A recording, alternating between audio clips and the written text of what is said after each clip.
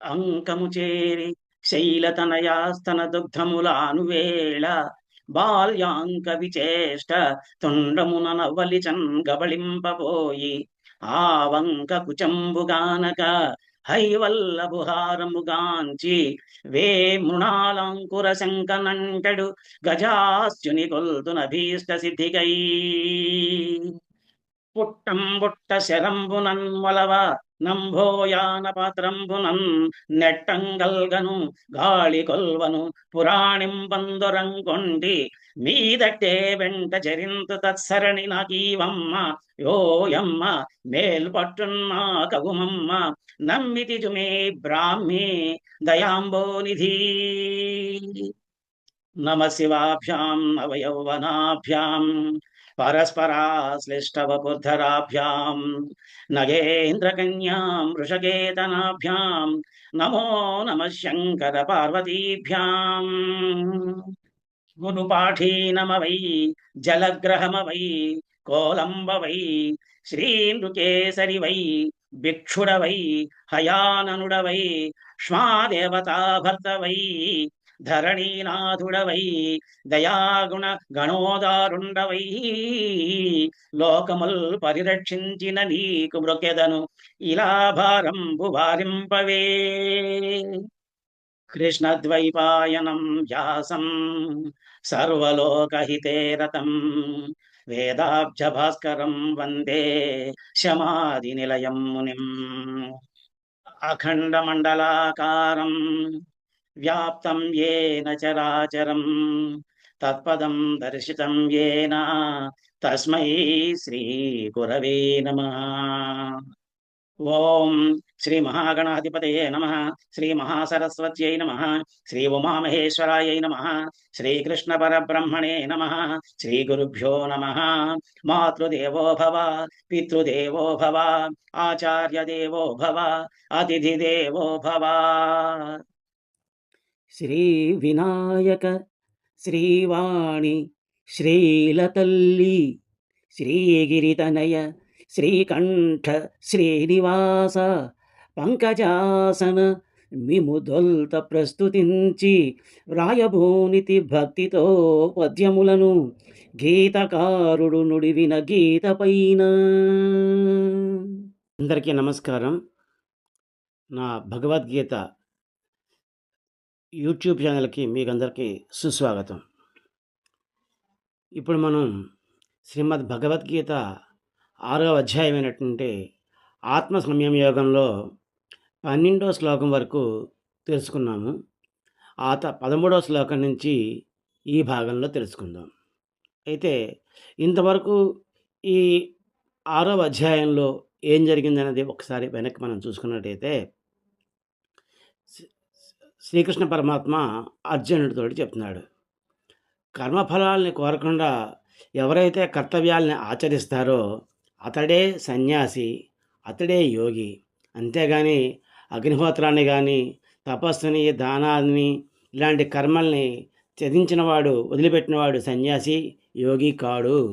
పెద్దలు సన్యాసమని చెప్పేదాన్నే నిష్కామ కర్మానుష్ఠానము అని తెలుసుకో. అందుకంటే ఫల సంకల్పాన్ని త్యాగం చేయకుండా ఎవరు యోగి కాలేరు.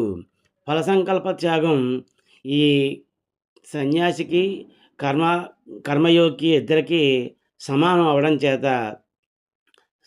అవడం చేత అతడే యోగి సన్యాసి అవుతాడు. ధ్యానయోగాన్ని అధిరోహింపదలిచిన మునికి నిష్కామ కర్మ ఆచరణం వలనే యోగప్రాప్తి కలుగుతుంది. అటువంటి మునికి సర్వ సంకల్పరాహిత్యమే మోక్షప్రాప్తికి మూలమని తెలుసుకో. ఇంద్రియ విషయాల పట్ల, వాటి సాధనాలైనటువంటి కర్మల పట్ల ఆసక్తి లేకుండా సర్వ సంకల్పాలని త్యాగం చేసినవాడు యోగారూఢుడు అని చెప్పబడతాడు. వివేకయుక్తమైనటువంటి మనస్సుతోటి మానవుడు తనని తాను సంసార సాగరం నుంచి ఉద్ధరించుకోవాలి. ఎప్పుడూ విషయాలపైన ఆసక్తిని పొంది మనస్సుని అధోగతికి జారనివ్వకూడదు. ఎందుకంటే మనస్సే మనుజుడికి ముక్తికి సాయం చేసే బంధువు అవుతుంది. ఆ మనస్సునే విషయాలపైన గనక మళ్లించినట్టయితే అతనికి శత్రువుగా మారుతుంది. వివేకయుక్తమైనటువంటి ఏ మనస్సు చేత దేహం, ఇంద్రియాలు వశమవుతున్నాయో ఆ మనస్సే అతనికి, ఆ ఆత్మకి బంధువు. ఎందుకంటే అవి స్వేచ్ఛా ప్రవృత్తి లేకుండా ఆ మనస్సు ముక్తికి సహాయపడుతుంది. కానీ అలా కాని వాళ్ళకి వివేకరహితమైనటువంటి మనస్సు ఏదైతే ఉంటుందో అది స్వేచ్ఛా ప్రవృత్తి చేత శత్రువులాగే మారి అతనికి అపాయం చేయడానికి, అతనికి కష్టాలు కలిగించడానికి సిద్ధపడుతుంది. జితేంద్రియుడు, ప్రశాంత చిత్రుడు అయినటువంటి సన్యాసి శీత ఉష్ణ సుఖ దుఃఖాలలోనూ, సమ్మానము తిరస్కారాల్లోనూ పరమాత్మ యందే సమాహితుడై ఉంటాడు. అంటే పరమాత్మ ధ్యానంలోనే మునిగి ఉంటాడు. అటువంటి ద్వంద్వాల చేత చెలించడు. శాస్త్ర జ్ఞానాన్ని పొంది పరితృప్తి పొందినవాడు, ఇంద్రియాలను జయించినవాడు, నిర్వికారుడు, మట్టి, రాయి, బంగారాల పట్ల సమమైన దృష్టి కలిగినవాడు అయినటువంటి యోగి యోగారూఢుడు అనబడతాడు. సుహృదుడు, మిత్రువు, శత్రువు, ఉదాసీనుడు, మధ్యస్థుడు, విరోధి, బంధువు, సదాచార సంపన్నుడు, దురాచారుడు, ఇలాంటి వాళ్ళందరి యందు కూడాను సమమైన బుద్ధి ఎవరైతే కలిగి ఉంటారో, అందరినీ ఎవరైతే సమానంగా చూడగలుగుతారో అటువంటి అతనే యోగారూఢుడు అవుతాడు. ఎవ్వరూ లేని చోట ఒక్కడే ఏకాంతంగా ఉండి ఆశ లేకుండా, ఇతరుల నుంచి ఏమీ గ్రహించకుండా, దేహాన్ని, ఇంద్రియాలని వశపరుచుకొని ఆత్మను నిరంతరం పరమాత్మ యందే నియమించాలి. పవిత్రమైన స్థానంలో అంత ఎత్తుగా కానిది, అంత క్రిందుగా కానిది వస్త్రము, చర్మము, దర్భలతో ఏర్పరిచినది అయినటువంటి స్థిరాసనాన్ని ఏర్పరచుకుని అటువంటి ఆసనం పైన కూర్చుని బాహ్య అంతర ఇంద్రియ కార్యాలని నిరోధించి ఏకాగ్రమైనటువంటి మనస్సుతోటి చిత్తశుద్ధి కొరకు యోగాన్ని అభ్యసించాలి. ఇంతవరకు మనం తెలుసుకున్నాం. ఈ భాగంలో ఇప్పుడు 13వ శ్లోకం నుంచి మనం తెలుసుకుందాం. శ్రీమద్భగవద్గీత అథ 6ోऽధ్యాయः ఆత్మసంయమయోగः. ఇప్పుడు 13వ శ్లోకం. సమం కాయ శిరోగ్రీవం ధారయన్నచలం స్థిరః సంప్రేక్ష నాసికాగ్రం స్వం దిశశ్చానవలోకయన్. శ్లోకం మళ్ళీ ఇంకొకసారి. సమం కాయ శిరోగ్రీవం ధారయన్నచలం స్థిరః సంప్రేక్ష నాసికాగ్రం స్వం దిశశ్చానవలోకయన్. ఇప్పుడు ఈ శ్లోకం యొక్క పద విభాగాన్ని తెలుసుకుందాం. సమం కాయ శిరోగ్రీవం, కాయ శిర ఉగ్రీవం, కాయ శిరోగ్రీవం అవుతుంది. ధారయన్ అచలం స్థిర, ధారయన్ అచలం స్థిర అవుతుంది. సంప్రేక్ష్య నాసికాగ్రం స్వం దిశశ్చ అవుతుంది. అనవలోకయన్ దిశశ్చానవలోకయన్ అవుతుంది. ఇప్పుడు ఈ పదాలన్నిటికీ అర్థాలు తెలుసుకుందాం. సమం అంటే సమానంగా, కాయ శిర ఉగ్రీవం, కాయం అంటే శరీరము, శిరం అంటే తరస్సు తల, ఉగ్రీవం అంటే ఘంటాన్ని, ఈ మూడింటిని సమానంగా ధారయన్ నిలిపి, అంటే ఇలాగా గట్టిగా వెన్నుపూసని తిన్నగా పెట్టి కూర్చుని, అచలం నిశ్చలంగా, స్థిరం స్థిరంగా, సంప్రేక్ష చూస్తూ, దేన్ని నాసికాగ్రం ముక్కు కోసని, ఎవరి యొక్క స్వం తన యొక్క ముక్కు కోసనే చూస్తూ, దిశశ్చ దిక్కులు, అనవలోకయన్ చూడకుండా, అంటే తన శరీరాన్ని, తలని, కంఠాన్ని అన్నిటినీ సమానంగా నిశ్చలంగా నిలిపి స్థిరంగా ఉంచి తన యొక్క ముక్కు కోసనే చూస్తూ దిక్కులు చూడకుండా, ఇంకా తర్వాత 14వ శ్లోకంలో మిగతాది చెప్తారనమాట. ఇది ఈ శ్లోకం యొక్క పదానికి అర్థాలు తెలుసుకున్నాం కదా. ఇప్పుడు ఈ శ్లోకం పైన ఉన్నటువంటి పద్యాన్ని చూద్దాం. దేహము తలను గొంతును తిరముగాను సమముగా నిశ్చలముగాను సలిపి నిలిపి దిశలయందున చూపులు తిరగకుండా నాసికాగ్రమం చూపులను అమరజేసి. పద్యం మళ్ళీ ఇంకొకసారి. దేహము తలను గొంతును తిరముగాను సమముగా నిశ్చలముగాను సలిపి నిలిపి దిశలయందున చూపులు తిరగకుండా నాసికాగ్రమం చూపుల నమరచేసి. ఈ శ్లోకం యొక్క భావం: శరీరాన్ని, తలని, కంఠాన్ని నిశ్చలంగా, స్థిరంగా, సమానంగా నిలిపి కదలకుండా, దిక్కులు చూడకుండా, దృష్టిని ముఖకొనపై నిలిపి అని చెప్పేసి. ఆ తర్వాత ఇంకా దీనికి తర్వాత ఇంకా ఏం చేయాలని చెప్తున్నాడో ఈ 14వ శ్లోకంలో చూద్దాం. పరమాత్మ ప్రశాంతాత్మా విగతభీః బ్రహ్మచారి వ్రతే స్థితః మనః సంయమ్య మచ్చిత్తో యుక్త ఆసీత మత్పరః. శ్లోకం మళ్ళీ ఇంకొకసారి. ప్రశాంతాత్మా విగతభీః బ్రహ్మచారి వ్రతే స్థితః మనః సంయమ్య మచ్చిత్తో యుక్త ఆసీత మత్పరః. ఈ శ్లోకం యొక్క పద విభాగం తెలుసుకుందాం. ప్రశాంతాత్మా విగతభీః బ్రహ్మచారి వ్రతే స్థితః మనః సంయమ్య మచ్చిత్తః యుక్త, మచ్చిత్తో యుక్త అవుతుంది, ఆసీత మత్పరః. ఇది ఈ శ్లోకం యొక్క పద విభాగం. ఇప్పుడు ఈ పదాలకి అర్థాలు తెలుసుకుందాం. ఇందాక చెప్పాడు కదా 13వ శ్లోకంలో శరీరాన్ని, తలని, కంఠాన్ని నిశ్చలంగా, స్థిరంగా నిలిపిన తర్వాత కదలకుండా, దిక్కులు చూడకుండా దృష్టిని ముక్కుకొనపై నిలిపి ఆ తర్వాత ఏం చేయాలో ఇప్పుడు చెప్తున్నాడు. ప్రశాంతాత్మ అంటే ప్రశాంతమైన చిత్తం కలిగి ఉండి, విగతభీ భయాన్ని వదిలిపెట్టి, బ్రహ్మచారి వ్రతే స్థితః బ్రహ్మచర్య వ్రతం చేస్తూ, మనః మనస్సును సంయమ్య నియమించి, మచ్చిత్త తన యొక్క చిత్తాన్ని నాయందు నిలిపి, యుక్త సమాహితుడై, ఆసీత ఉండాలి. ఎలా ఉండాలి? మత్పరః నన్నే భావిస్తూ ఉండాలి. ఇది ఈ శ్లోకం యొక్క అర్థం అన్నమాట. అంటే ఏం చెప్పాడనమాట?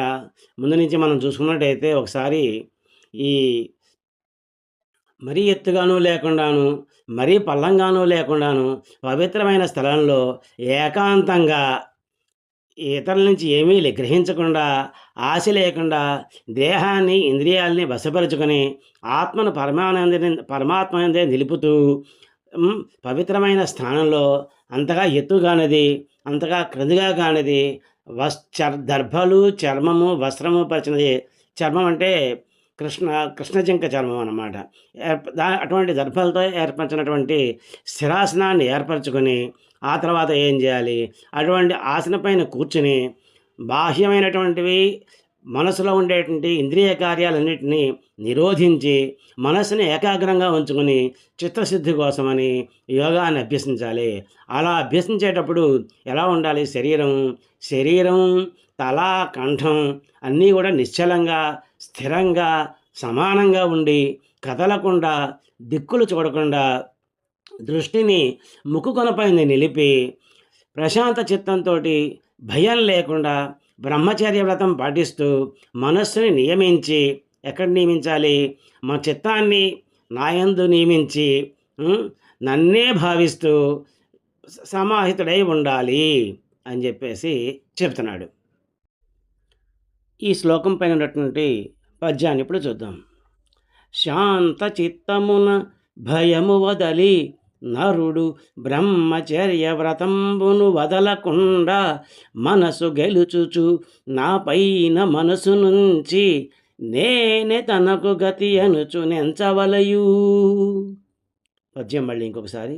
శాంత చిత్తమున భయమును వదలి నరుడు బ్రహ్మచర్య వ్రతంబును వదలకుండా మనసు గెలుచుచు నాపైన మనసు నుంచి నేనే తనకు గతి అనుచు నెంచవలయు. ఈ శ్లోకం యొక్క భావం. ప్రశాంత చిత్తంతో భయం లేకుండా బ్రహ్మచర్య వ్రతాన్ని ఆచరిస్తూ మనస్సును నియంత్రించి చిత్తాన్ని నాపైన నిలిపి నన్ను మాత్రమే భావిస్తూ నిశ్చలంగా ఉండాలి అని చెప్పేసి చెప్పాడనమాట. ఆ తర్వాత ఇంకా ఏం చెప్పాడన్నది ఈ 15వ శ్లోకంలో చూద్దాం. 15వ శ్లోకం. యుంజన్నేవం సదాత్మానం యోగీ నియతమానసః శాంతిం నిర్వాణ పరమాం మత్సంస్థామధిగచ్చతి. శ్లోకం మళ్ళీ ఇంకొకసారి. యుంజన్నేవం సదాత్మానం యోగీ నియతమానసః శాంతిం నిర్వాణ పరమాం మత్సంస్థామధిగచ్చతి. ఈ శ్లోకం యొక్క పదవిభాగం చూద్దాం. యుంజన్ ఏవం, యుంజన్నేవం సదా ఆత్మానం, సదాత్మానం యోగి నియతమానసః శాంతిం నిర్వాణపరమాం మత్సంస్థాం అధిగచ్చతి.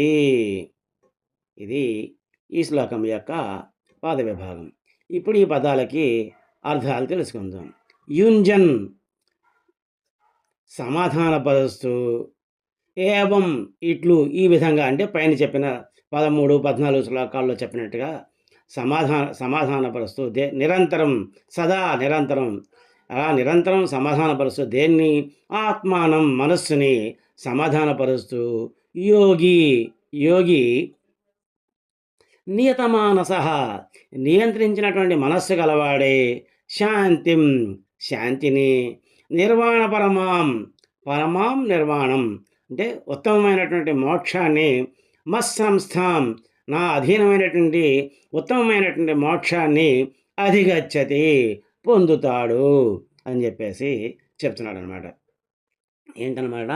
ఈ విధంగా ఎప్పుడు మనస్సుని సమాధానపరుస్తూ యోగి నియంత్రించినటువంటి మనస్సుని కలిగి ఉండి ఉన్నట్టయితే కనుక అతను శాంతిని, నా అధీనంలో ఉన్నటువంటి, అంటే భగవంతుని అధీనంలో ఉన్నటువంటి ఉత్తమమైనటువంటి మోక్షాన్ని పొందగలడు అని చెప్పేసి చెప్తున్నాడు అనమాట.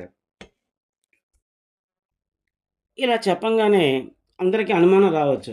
అలా ఎంతసేపు ఉండాలి, ఎంతసేపు ధ్యానం చేయాలి, 24 గంటలు ధ్యానమే చేస్తే మిగతా పనులన్నీ ఎలాగా అనేటువంటి ఒక సందేహం రావచ్చు. దానికి 24 గంటలు ధ్యానం చేయమని చెప్పేసి భగవంతుడు చెప్పటం లేదు. ఏం చెప్తున్నాడంటే, ప్రతిరోజు క్రమం తప్పకుండా ఒకే సమయానికి కనీసం 24 నిమిషాలు, అంటే ఒక గడియ కాలం నిశ్చలము నిర్మలమైనటువంటి మనస్సుతోటి ధ్యానం చేయాలి అని చెప్తున్నాడు. బ్రాహ్మీ ముహూర్తంలో అంటే సూర్యోదయానికి ముందు 2 గంటల ముందు, అంటే సుమారుగా తెల్లవారుజామున 4 గంటలకి ఉత్తర దిశగా తిరిగి కూర్చుని ధ్యానం చేయాలి అని చెప్తున్నారు. ఎందుకు? ఆ సమయంలో హిమాలయ పర్వతాల్లో ఉన్నటువంటి మహాత్ములందరూ కూడాను దక్షిణ దిశగా తిరిగి ధ్యానం చేస్తూ ఉంటారు అన్నమాట. అంటే వారి యొక్క ధ్యానాన్ని మనం అందిపుచ్చుకోవడం కోసమని వారికి ఎదురుగుండగా తిరిగి ధ్యానం చేయాలి. ఎందుకంటే వాళ్ళు పైన ఎత్తులో ఉంటారు హిమాలయ పర్వతాలు. ఆ పర్వతాల పైన ఉన్న వాళ్ళు మనకి ఇలాగ నీరు ఎలా అయితే అక్కడి నుంచి కిందకి మనకి ప్రవహిస్తూ ఉంటుందో, అలాగే వారి మధ్య నుంచి ఆ యొక్క ధ్యాన శాంతి, ఆ ధ్యానం యొక్క కిరణాలు మన పైన పడి మనం కూడా ధ్యానంలో నిలకడ కుదిరి ధ్యానం చేయడానికి మనకి అవకాశం పెరుగుతుంది. కాబట్టి అలా చెయ్యాలి అని చెప్పేసి చెబుతున్నారు అన్నమాట. దీనికి ఇప్పుడు ఈ శ్లోకం పైన ఉన్నటువంటి పద్యం ఒకసారి చూద్దాం. నియత మానసుడగుచుండి నేర్పుగాను మనసు నాయందు నిలిపెడి మౌనివరుడు నా వశమునన్న శాంతియును పరమమగు పదమునుత్తమ మోక్షము పొందగలడు పడయగలడు. పద్యం మళ్ళీ ఇంకొకసారి. నియత మానసుడగుచుండి నేర్పుగాను మనసు నాయందు నిలిపెడి మౌనివరుడు నా వశమునున్న శాంతియును పరమమగు పదమునుత్తమ మోక్షము బడయగలడు. యోగి ఆ విధంగా భావం, యోగి ఆ విధంగా నిరంతరం నియంత్రించిన మనస్సు కలిగేవాడే ఆ మనస్సుని సమాధానపరుస్తూ ధ్యానం చేస్తూ ఉంటే కనుక నా అధీనంలో ఉన్నటువంటి ఉత్తమమైన మోక్షం అనేటువంటి శాంతిని పొందుతాడు అని చెప్పేసి చెప్తున్నాడు. ఆ తర్వాత ఇంకా ఏం చెప్పాడన్నది ఈ 16వ శ్లోకంలో చూద్దాం. నాత్యశ్నశస్తు యోగోస్తి నచైకాంతమనశ్నతః నాతి స్వప్నశీలస్య జాగ్రతో నైవ చార్జున. శ్లోకం మళ్ళీ ఇంకొకసారి. నాత్యశ్నతస్తు యోగోస్తి నచైకాంతమనశ్నతః నాతి స్వప్నశీలస్య జాగ్రతో నైవ చార్జున. ఈ శ్లోకం యొక్క పద విభాగం తెలుసుకుందాం. అతి అశ్నతస్థు యోగః నాస్తి నా చ ఏకాంతం నచైకాంతం అనశ్నతః నా లేదు అతి స్వప్నశీలస్య చ జాగ్రత్త ఏవచ జాగ్రత్తో ఏవచ అవుతుంది, జాగ్రత్త ఏవచ నా లేదు అర్జున. ఇది పద విభాగం. ఇప్పుడు ఈ పదాలకి అర్థాలు తెలుసుకుందాం. నతి అశ్నత తు అంటే ఎక్కువగా భుజించేవానికి, యోగ ధ్యానం, నాస్తి లేదు, నా లేదు, చ మరియు ఇంకా, ఏకాంతం ఏమీ కూడా, అనశ్నత తిననివాడికి కూడా యోగం కుదరదు. అంటే ఎక్కువ తిన్నా కానీ యోగం కుదరదు, అసలు ఏమి తినకపోయినా కూడా యోగం కుదరదు. నా లేదు. అతి స్వప్నశీలస్య చ అంటే ఎక్కువగా నిద్రపోయేవాడికి కానీ, జాగ్రత్త ఏవచ ఎక్కువగా మెలకు ఉండేవాడికి కూడా నా లేదు యోగం కుదరదు. అర్జున అని చెప్తున్నాడు. అంటే అన్నమాట, ఎక్కువ తిన్నా యోగం కుదరదు, అసలు తినకపోయినా యోగం కుదరదు, అలాగే ఎక్కువ నిద్రపోయినా యోగం కుదరదు, అలా అని పూర్తిగా మెలుగుగా ఉన్నా కూడా యోగం కుదరదు అని చెప్పేసి చెప్తున్నాడు పరమాత్మ. ఇప్పటి వరకు కూర్చోవడం, ధ్యానం చేయడం, మనసుని ఏకాగ్రంగా నిలుపుకోవడం పైన చూపించినటువంటి ఎలా చేయాలో చెప్పినటువంటి పరమాత్మ ఇక్కడ చెప్తున్నాడు అన్నమాట. ఆహారం ఎక్కువైతే ఏమవుతుంది, ఆహారం ఎక్కువైతే ధ్యానం కుదరదు అంటున్నాడు. ఎందుకని? ఆహారం ఎక్కువైతే శరీరం మాంద్యం వస్తుంది, శరీరానికి నిద్ర వస్తుంటుంది. ఆహారం తినకుండా కూర్చుంటే ధ్యానానికి కావాల్సిన శక్తి ఉండదు, తిండి మీదే దృష్టి పోతూ ఉంటుంది. కాబట్టి అప్పుడు కూడా అతనికి ధ్యానం కుదిరే అవకాశం లేదు. అలాగే జాగ్రత్త అవస్థలో ఉన్నటువంటి శక్తిని తిరిగి పొందడానికి కావలసినంతసేపు మాత్రమే నిద్రించాలి. ఎక్కువ నిద్రించినా మళ్ళీ కుదరదు, ఎక్కువగా మేలుకొని ఉన్నా కూడా కుదరదు. కాబట్టి ఈ ఎలా ఉండాలి, తిండి ఎలా తినాలి, ఎలా నిద్రపోవాలి అనే విషయాల్ని ఇక్కడ చూచాయిగా పరమాత్మ చెప్పాడు. ఈ శ్లోకం పైనటువంటి పద్యాన్ని చూద్దాం ఇప్పుడు. అతిగా తినుచుండువాడు మరి తినకుండువాడు, ఎక్కువ నిద్రించువాడు మరియు పండుకొనకొండ నుండెడివారు, వీరు పడలేరిల ధ్యానము పార్థ నిజము. పద్యం మళ్ళీ ఇంకొకసారి. అతిగా తినుచుండువాడు మరి తినకుండువాడు, ఎక్కువ నిద్రించువాడు మరియు పండుకొనకొండ నుండెడివాడు, వీడు పడయలేరిల ధ్యానము పార్థ నిజము. భావం. అర్జున, ఎక్కువ భుజించేవానికి ధ్యానం కుదరదు. అలాగే ఏమీ తిన్నవానికి కూడా ధ్యానం కుదరదు. అలాగే ఎక్కువ నిద్రించేవానికి యోగం కుదరదు. అలాగే ఎక్కువ మేల్కొని ఉండేవానికి కూడా ధ్యానం కుదరదు. అంచేతని చెప్పేసి యోగి కదల్చిన వాడు ఎలా ఉండాలి అంటే, ఈ కడుపులో సగ భాగాన్ని ఆహారాదులతో నింపి, ఇంకొక పావు భాగాన్ని నీటితోని, మిగిలిన పావు భాగాన్ని గాలి తిరగడానికి వాయు సంచారార్థంని వదిలిపెట్టాలి అని చెప్తారన్నమాట. ఆ తర్వాత ఇంకా ఏం చెప్పాడు, ఈ ఆహార విషయాల గురించి ఇంకా ఏం చెప్పాడు శ్రీకృష్ణ పరమాత్మ అన్నది ఈ 17వ శ్లోకంలో చూద్దాం. యుక్తాహార విహారస్య యుక్తచేష్టస్య కర్మసు యుక్త స్వప్నావబోధస్య యోగో భవతి దుఃఖః. శ్లోకం మళ్ళీ ఇంకొకసారి. యుక్తాహార విహారస్య యుక్తచేష్టస్య కర్మసు యుక్త స్వప్నావబోధస్య యోగో భవతి దుఃఖః. ఇప్పుడు ఈ శ్లోకం యొక్క పదవి భాగం చూద్దాం. యుక్త ఆహార విహారస్య, యుక్తాహార విహారస్య, యుక్తచేష్టస్య కర్మసు, యుక్త అవబోధస్య, యుక్త స్వప్న అవబోధస్య, యుక్త స్వప్నావబోధస్య యోగః భవతి, యోగో భవతి దుఃఖః. ఇది పదవి భాగం. ఇప్పుడు ఈ పదాలన్నిటికీ అర్థాలు తెలుసుకుందాం.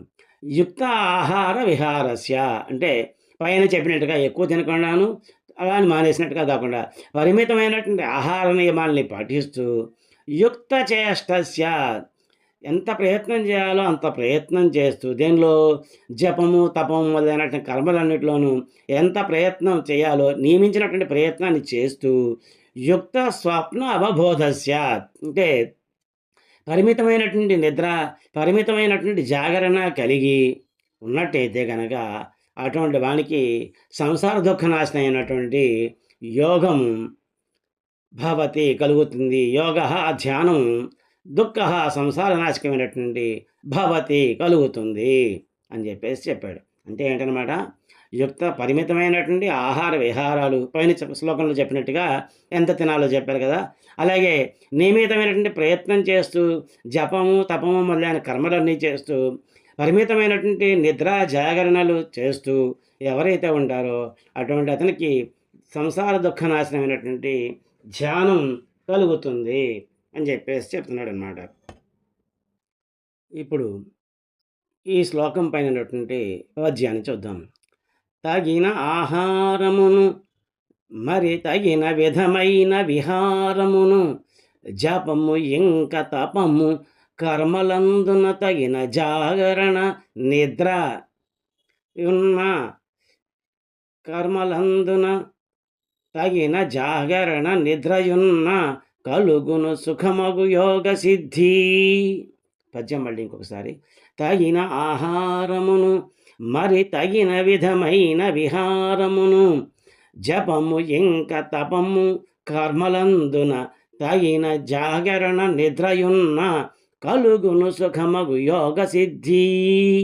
ఈ శ్లోకం యొక్క భావం, పరిమితమైనటువంటి ఆహార విహారాలు ఉండి జపము తపము మొదలైనటువంటి కర్మలన్నింటిలోనూ చేయవలసినటువంటి ప్రయత్నం చేస్తూ పరిమితంగా నిద్ర, పరిమితమైనటువంటి మెలకువగా కలిగి ఉంటే కనుక అటువంటి అతనికి సంసార దుఃఖాన్ని పోగొట్టేటువంటి ఈ ధ్యానం కుదురుతుంది అని చెప్తున్నాడు.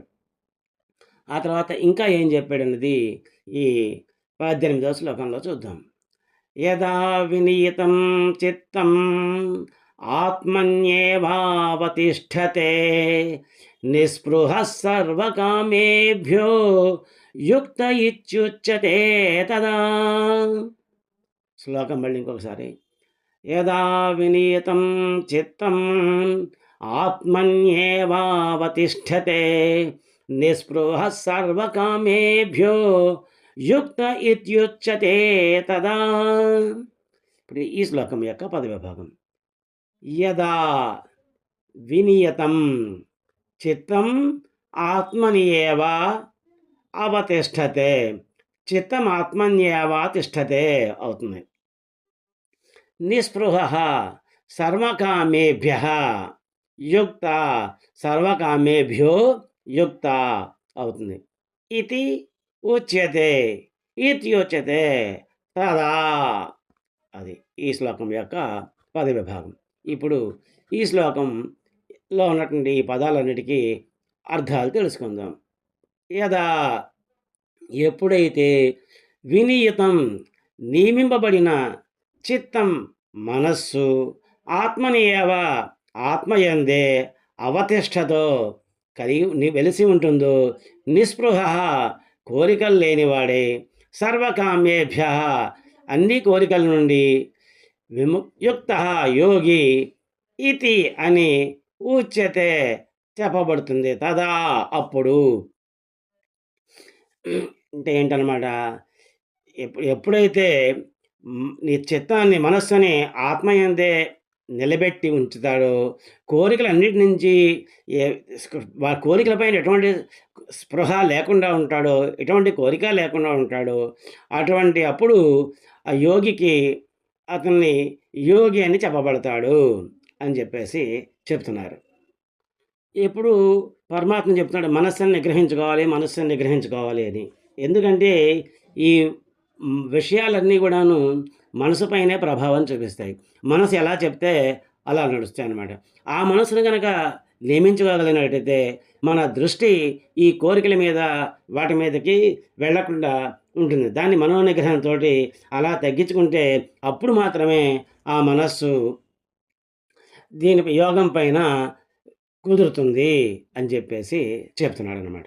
ఈ శ్లోకం పైన ఉన్నటువంటి పద్యాన్ని చూద్దాం. తనదు వశమున నుండెడి తన మనస్సు ఆత్మయందుంచి కోర్కలందాశదృంచి భోగముల వీడగలిగినప్పుడు మనుజుడు పడయు యోగి సిద్ధినిలను పాండుపుత్ర. పద్యం మళ్ళీ ఇంకోసారి. తనదు వశమున నుండెడి తన మనస్సును ఆత్మయందుంచి కోర్కెలందాశదృంచి భోగముల వీడగలిగినప్పుడు మనుజుడు పడయు యోగ సిద్ధి నిలను పాండుపుత్ర. ఈ శ్లోకం యొక్క భావం, మనస్సుని పూర్తిగా వశంలో ఉంచుకొని దాన్ని పరమాత్మ యందే స్థిరంగా ఎవరైతే నిలుపుతాడో, సర్వభోగాల యందు అంటే కోరికలందు ఎటువంటి స్పృహ లేకుండా ఉంటాడో అటువంటి అతను మాత్రమే యోగి అని చెప్పబడతాడు. అంటే అతనికి మాత్రమే యోగసిద్ధి కలుగుతుంది అని చెప్పేసి చెప్తున్నాడు. ఆ తర్వాత ఇంకా ఏం చెప్పాడు, యోగి ఎలా ఉండాలి అని చెప్పాడు అన్నది ఈ 19వ శ్లోకంలో చూద్దాం.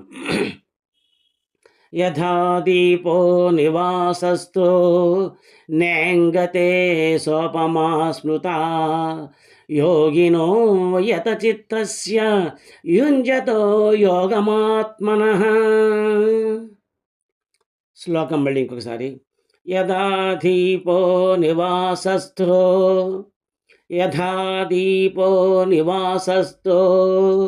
నేంగతే సోపమా స్మృతా. యథా దీపో నివాసస్థో నేంగతే సోపమా స్మృతా యోగినో యత చిత్తస్య యుంజతో యోగమాత్మనః. ఈ శ్లోకం యొక్క పాద విభాగం చూద్దాం. యథా దీపః నివాసస్థః, యథా దీపో నివాసస్థో నేంగతే స ఉపమా స్మృత సోపమా స్మృత అవుతుంది. యోగినః యత చిత్తస్య యోగినో యత చిత్తస్య అవుతుంది. యుంజతః యోగం ఆత్మనః యుంజతో యోగమాత్మనః అవుతుంది. ఈ పద విభాగం తెలుసుకున్నాం కదా. ఇప్పుడు ఈ పదాలన్నిటికీ అర్థాలు తెలుసుకుందాం. యథా దీపః అంటే దీపం ఏ విధంగా, నివాసస్థః గాలి లేని చోట, నేంగతే కంపించకుండా ఉంటుందో, సహ ఆ ఉపమానం స్మృతుల్లో చెప్పబడింది. దేనికోసమని, యోగినః యోగి యతచిత్తస్య నియమిత చిత్తానికి, యుంజతః అభ్యసించే యోగాన్ని ఆత్మన ఆత్మయందు అంటే ఏంటన్నమాట, ఈ దీపం ఈ దీపం గాలి లేని చోట దీపము అనేటువంటి విషయం ఈ ఆత్మయోగం అభ్యసించే వాని యొక్క చిత్తానికి చెప్పబడింది. అంటే గాలి వస్తే ఏమవుతుందన్నమాట, దీపం ఇలా ఇలా కొట్టుకుంటూ ఉంటుంది. అదే గాలి లేకపోతే స్థిరంగా అలా వెలుగుతూ ఉంటుంది. అలాగే మనస్సు కూడా స్థిరంగా నిలిపినట్టయితే గాలి లేని చోట దీపం ఎలా అయితే ఉంటుందో అలా గనక మనస్సుని ఈ కోరికలపైన వాటిపైన వెళ్ళకుండా దేనిపైనకి మనసుని మళ్ళించకుండా నిలబెట్టగలిగినట్టయితే అలాగా ఆత్మయోగం అభ్యసించేవాని చిత్తం అలా ఉండాలి.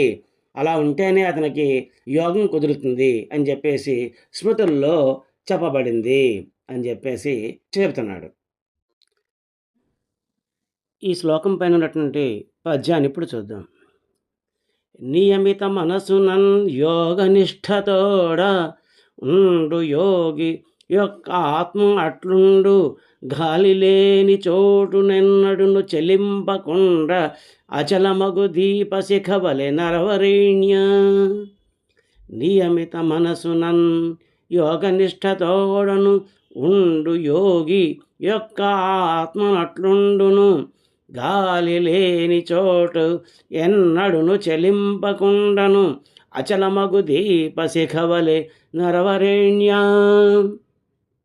భావం: ఆత్మయోగం అభ్యసించేవాని యొక్క చిత్తం గాలి లేని చోట ఉండేటువంటి దీపశిఖలాగా అచలంచలంగా ఉంటుంది, కదలకుండా ఉంటుంది అని చెప్పేసి స్మృతుల్లో చెప్పబడింది అని చెప్పేసి శ్రీకృష్ణ పరమాత్మ చెప్పాడు.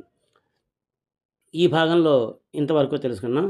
వచ్చే భాగంలో మరికొన్ని శ్లోకాలు తెలుసుకుందాం. హరి ఓం తత్సత్.